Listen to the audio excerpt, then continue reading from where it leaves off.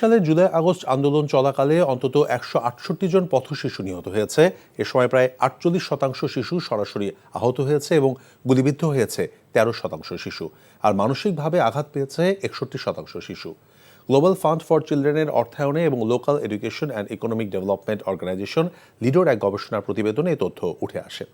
বিকালে জাতীয় প্রেস ক্লাবে রাজধানীর সুবিধাবঞ্চিত শিশুদের মানসিক এবং শারীরিক স্বাস্থ্যের উপর রাজনৈতিক সহিংসতার দীর্ঘমেয়াদী প্রভাব প্রেক্ষাপট জুলাই আগস্ট 2024 শীর্ষ গবেষণা নিয়ে এক সংবাদ সম্মেলনের আয়োজন করা হয়।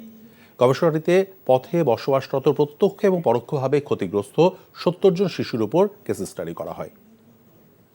সম্মেলনে রাজনৈতিক অস্থিরতার সময় পথশিশুদের নিরাপত্তার জন্য সুরক্ষিত এলাকা নির্ধারণ এবং শিশুদের নিরাপত্তা, শিক্ষা, পুষ্টি এবং স্বনির্ভরতার সুযোগ সহ সমন্বিত স্থায়ী সহায়তা কেন্দ্র প্রতিষ্ঠা করার আহ্বান জানান গবেষকগণ।